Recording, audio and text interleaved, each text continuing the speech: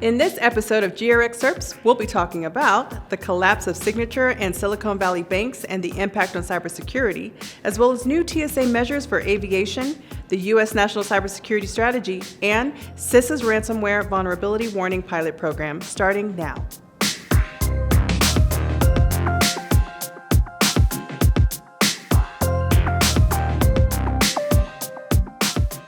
Welcome to another edition of GRXcerpts, highlighting interesting and trending headlines in cybersecurity. I'm Dolores, reporting on behalf of CyberGRX. As businesses pick up the pieces following the collapse of Signature and Silicon Valley banks, cybercriminals are busy scheming and planning their next malicious campaign. CISOs beware. Fast change at scale and general market turbulence make perfect conditions for bad actors.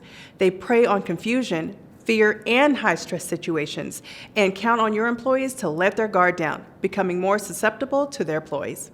As Frank Price, the Chief Product Officer at CyberGRX, explains, there is significant risk in establishing credentials and then rapidly coordinating across several individuals. It's a minefield for social engineering. An organization's risk grows exponentially between the worldwide financial dealings, the potential for human error resulting in exposed accounts, and a previously compromised person becoming a sought-after target. Password theft, phishing attacks, and previously infected networks with malware-enabled privileges are all pathways to compromise accounts and wire fraud.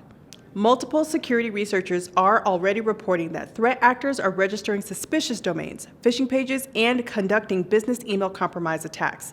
But the bank closures have other ramifications too. SVB customers were primarily startup and tech-centric companies.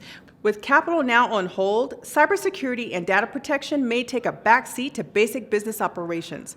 CyberGRX CEO Fred Kneip cautions organizations. When significant events occur, there is always a consequence. If a company was well equipped to defend against security threats a year ago, it might not be as well equipped now, with reduced capital or fewer security staff. This will have a ripple effect across the ecosystem of vendors. He advises CISOs can no longer assume that an organization is in good standings regarding risk and will need to reassess the security posture of some of these third parties.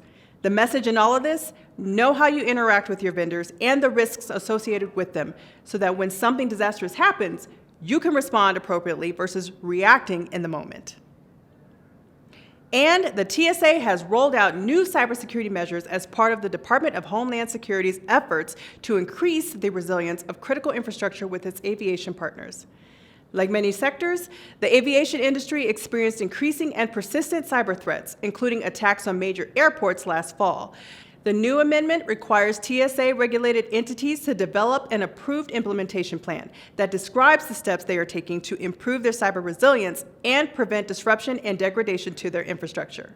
Additionally, they must proactively assess the effectiveness of these measures, including the following actions.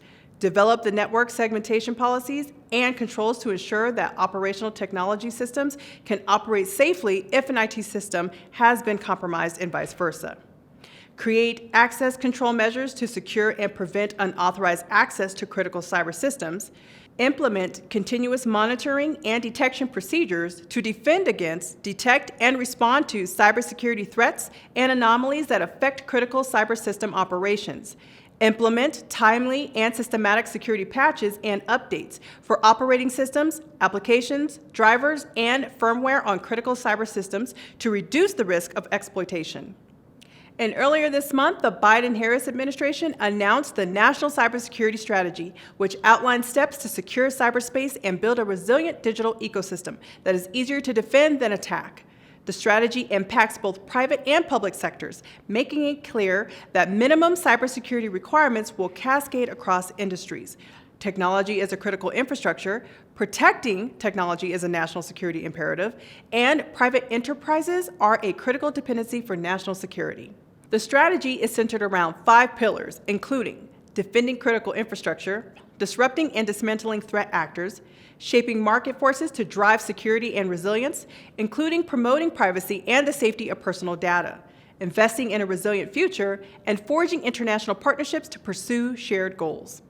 Although many of the proposed changes in the strategy will hinge on congressional action, if implemented, they will have significant consequences for certain businesses, including critical infrastructure, software developers, cloud providers, government contractors, and companies that handle personal information.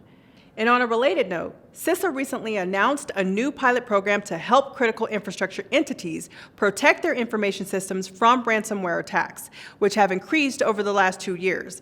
The program is called Ransomware Vulnerability Warning Pilot and began in January of this year. The program has 2 goals: scan the networks for internet-exposed vulnerabilities that attackers often exploit, and fix the flaws before they get hacked. According to Eric Goldstein, who is the Executive Assistant Director for Cybersecurity at CISA, ransomware attacks continue to cause untenable levels of harm to organizations across the country, targeting rich and resource-poor entities like school districts and hospitals. The program will allow CISA to provide timely and actionable information that will directly reduce the prevalence of damaging ransomware incidents affecting American organizations. The initial round of warning notifications demonstrated the effectiveness of this model, and CISA hopes to include additional vulnerabilities and organizations as the program continues to scale.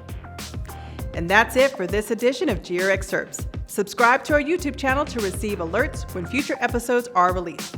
Until then, I'm Dolores for CyberGRX, the risk management platform that helps you pinpoint, measure, and prioritize your third-party cyber risks so you can plan appropriately and sleep soundly.